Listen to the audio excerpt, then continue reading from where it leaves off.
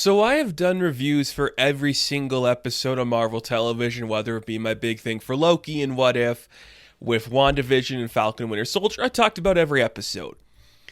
But there has never been a moment in doing those where I've had to take a step back and really consider how I was going to review it, because mainly I think a lot of it was great. Maybe great's the wrong word. A lot of it I knew how to approach and to talk about. Hawkeye has me stunned because I am just astonished how much I dislike what this show is doing. I really think it is weak and poorly executed and rushed and doesn't feel like it's real. It just... Every time I watch this show, I put it on my phone as soon as it comes out. I have it up to my face. I'm lying in bed. I'm just watching this latest episode, and I'm just looking at it. And when it's over, I'm like, that's it? That's nothing happened. We literally just go to a different scene. It feels like it's taking too long to tell its point, and that is really hurting the flow of this show. And I think the flow so far has been bad. So episode 4 is 40 minutes long, which I am perfectly fine with. Do not stretch it out more than you need to.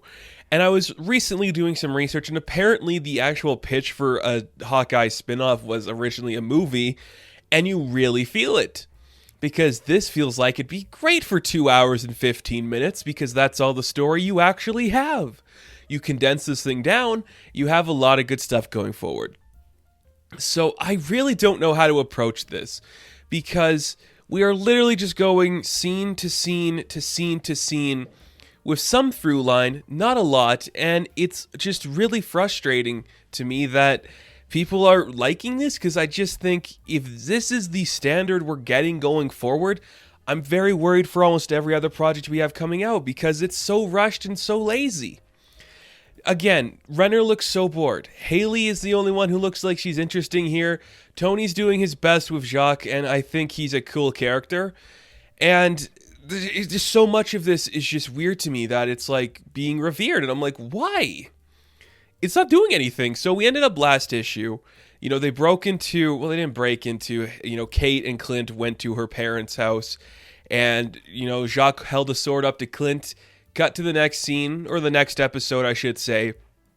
We have a nice conversation about, why is Kate working with an Avenger? You see Jacques like, yes, you should be working with an Avenger. It's good for you to have friends. Her mom's like, no, it's not good for you to have friends. Then we see she talks to Clint separately. Eleanor talks to Clint separately. She's like, don't drag my daughter into whatever bullshit you're dealing with. Get out of here. Don't put her in this world. And he's like, I won't. Next scene, Kate comes back to the apartment with Clint, and they actually bond, which is weird. And that to me is just like, it's just going like, okay, we have to cover this base, and then we have to get here. We have to show, because we're at 4 episodes in, we have to show Clint reluctantly trying to become associated with Kate, because so far he's really been miserable. But then in the later half of the episode, he goes back to not wanting her in his life. Which is like, why did we have the scene where they're bonding if he's just going to throw her away to begin with? And that was just so lazy to me. And it was such a weirdly paced show. And again, I talk about the editing in every episode. I think there's something going on in Hawkeye here that I do want to bring up. It's exactly what was happening with Bohemian Rhapsody that made that so poorly edited. I think maybe behind the scenes there's a clause that Jeremy Renner needs to be on screen for a certain amount of time each episode. It could be maybe 20 to 22 minutes he needs to be on screen every episode of the show. Maybe it's 30. Because there's just certain moments when they're talking, it just happens to cut to Clint for no reason. And it's like, that just destroys the pace, or he has to say a line in every scene, which is just weird. It doesn't flow good. So that was distracting and off-putting. I also know what you're thinking. Do we get Big Daddy D'Onofrio showing up? Nope, he's not in this episode. Instead, we get another tease of a character we'll get to in a bit here. So basically, we have to, I guess, retrieve our trick arrow so we can go to the warehouse. Clint's wife does actually do something. She is pretty much like his guy in the chair. She gives him some information, like you have to find the watch. The watch is the key to the thing for whatever you're doing to find the Ronin stuff. Get the watch will help you. The watch, Chekhov's watch. What's the watch going to do? It better shoot a laser or something, or else what's the point of this watch? Clint needs to find out where this watch is, and we see that Kate's going to retrieve the arrows, and of course the LARPers have them. Let's call back to the LARPers again. I kind of liked this. I thought it was smart because, again, it's trying to do the thing that the comic book by, Fraction and Aja did. Let's have the big party in the apartment with everyone there. I guess that guy is Gilling on the grill. Yeah, like, okay. So that's him, and they have their big meeting there, and Clint's like, I don't want to be a part of this. Why are these LARPers in my place I'm staying? This Clint is just so weird to me, and it just doesn't work, and I'm not enjoying what we're seeing there. I don't like that. I don't understand this show. It's just so weirdly paced, and it looks so fast, and the color grade is so bright that it almost feels like weak. Like it's just cheap. And I'm like, please don't do this to She-Hulk or Moon Knight or Miss Marvel, because I could get behind those. I guess I could get behind She-Hulk being cheaper and that being a joke, but wow, it just doesn't look good. And again, I'm so confused with this show as to what it's really trying to say. Is it a story about the appropriation of the Ronin suit? Is it a story about Clint trying to get home?